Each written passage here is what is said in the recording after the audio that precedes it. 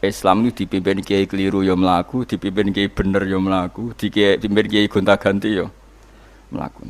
Teng TV ak sering ana berita ustad sodomi, ustad ngene-ngene. Wong ya ora terus gedeng Islam, ya nyalahno ustad iku. Ya ana Islam dibajak, ekstremis ya muni Islam, sekuler ya muni Islam, liberal ya muni Islam. Ya Islam ya baik-baik saja. Ora ana masalah kan, biasa mawon. Yo ramene dunya. Riyen Rasulullah niku rak sae-saene tiyang niku mawon disisipi tiyang munafik.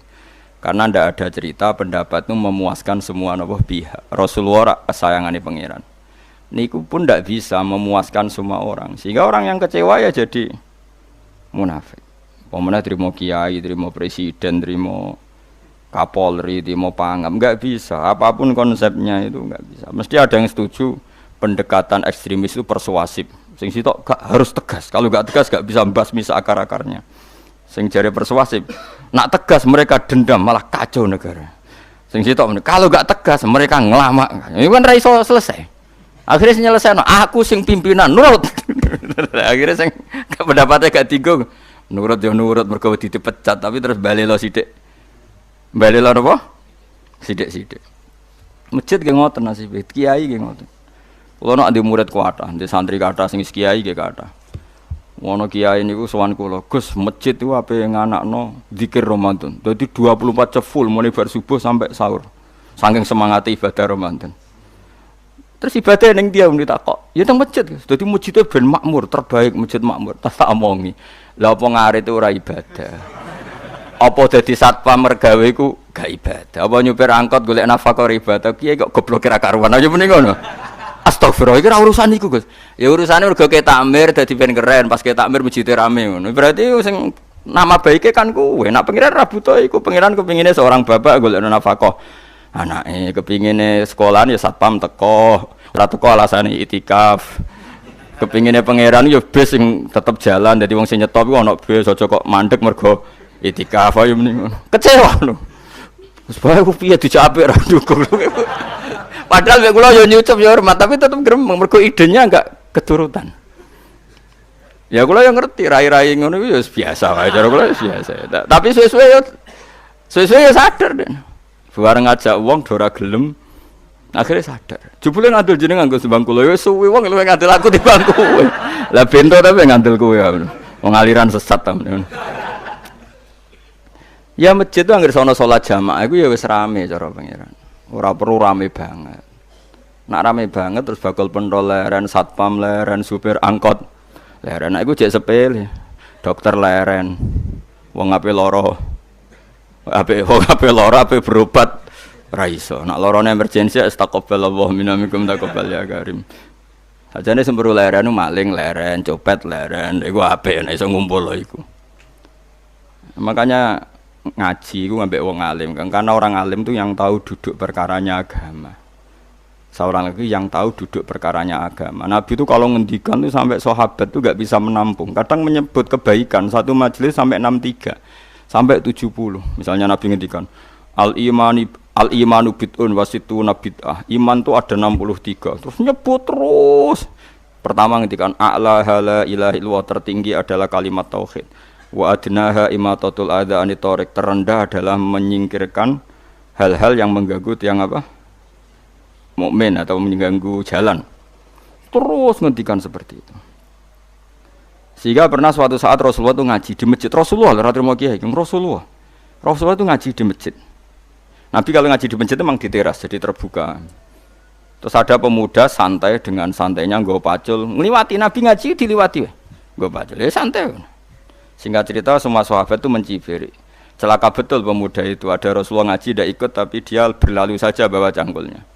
Kata Nabi, kamu jangan komentar demikian. Jika dia kerja menafkahi ibunya yang lemah atau anaknya yang lemah, dia juga ibadah dan itu juga sunnahku. Akhirnya sahabat mereka sadar. Jadi untuk meramaikan Islam itu tidak harus semuanya ngaji di masjid. Sing ape kerja ya ben kerja. Yang penting ora dadi germo. Ora pengedar narkoba itu. Nah, itu ora kerja Kang, perusakan. Jadi sebetulnya orang tuh enggak bisa mengatakan kerja mau pengedarkan narkoba itu ndak. Pengrusakan itu namanya. Tapi kayak adol pentol terus hal-hal yang halal itu namanya apa? Kerja. Dan kerja itu ibadah. efek dari pikiran ulama yang seperti ini, akhirnya masjid daerah ulama itu sepi-sepi.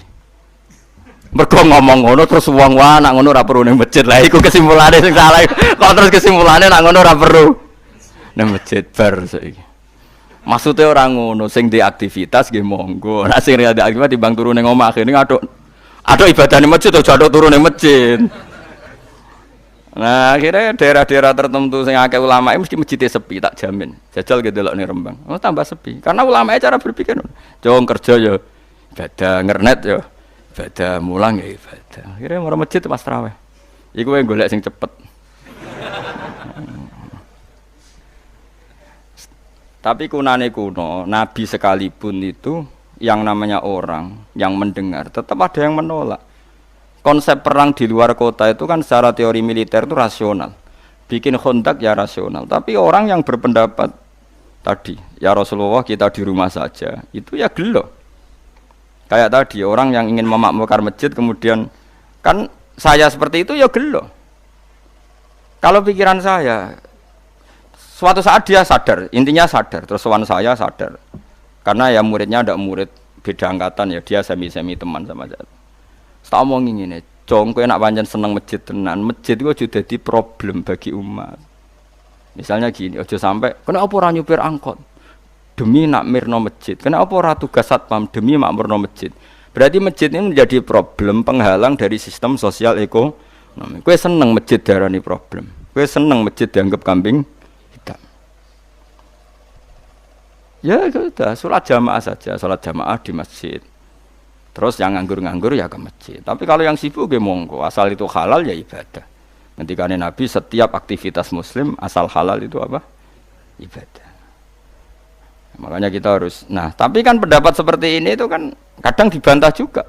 Tapi ki Ramadan Gus tahun pisan, mosok njenengan ra setuju.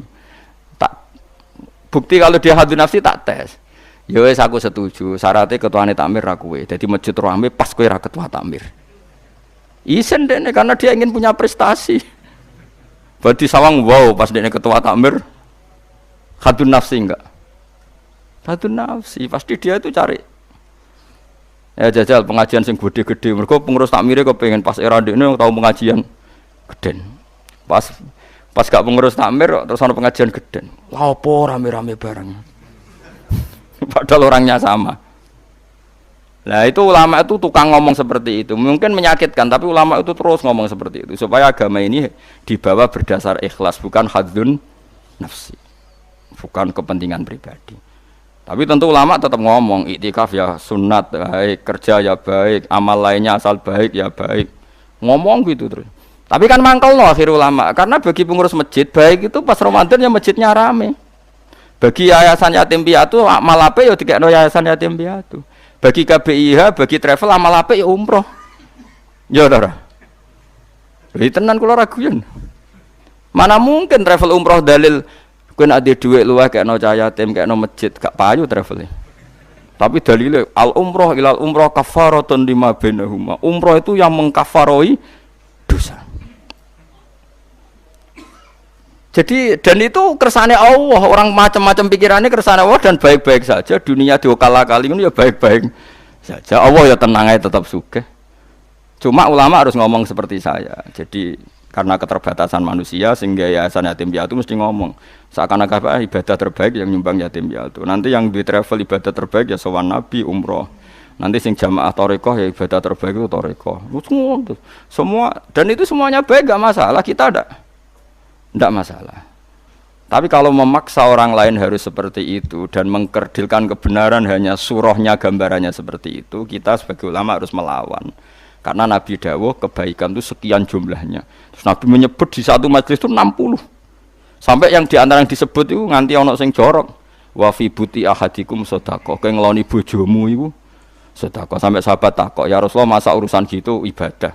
Ayati ahaduna syahwatahu wa huwa alaihi ajrun. Masa urusan kelon itu ganjaran ibadah. Terus Nabi jawab, kata Nabi, "Faqih falawadu'a fi haramin akana alaihi wisrun." Kalau andikan dia meletakkan mental seksnya atau aktivitas seksnya di luar yang halal, apakah itu tidak dosa? Iya ya Rasulullah. Terus kata Nabi, wa kadzalika, begitulah kalau diletakkan di halal dia juga dapat apa? Pahala. Terakhir Nabi ngendikan takufu syarraka anin nas fa innaha shadaqatun minka ala nafsik. Jika kamu itikaf di masjid tidak bisa, adol pentol tidak bisa, jadi satpam tidak bisa, aktivitas sosial yang menguntungkan orang lain tidak bisa. Takufu syarraka anin nas. Yang penting kamu tidak berbuat buruk yang merugikan manusia. Sehingga sampai ada riwayat dari orang sufi, ibadahnya orang zaman akhir itu tidur. Karena anak tidur itu gak ganggu wong. Iya. Paling bojo tok sepeten. Tapi kan yo nyopet yo ora, zina yo ora, ndelok wong ayu yo ora. Nah, itu sampai Nabi terakhir nyebut. Dari sekian kebaikan tuh kalau enggak mungkin kata Nabi takufu syarraka anin nas fa innaha shadaqatun minka ala nafsik. Sementing kamu tidak melukai atau merugikan orang apa? Sehingga misalnya ulama kok ngerti ada orang tidur di rumah, wong apik, gak ganggu wong. Ana bajingan mati, wong apik, ora iso bajingan meneh.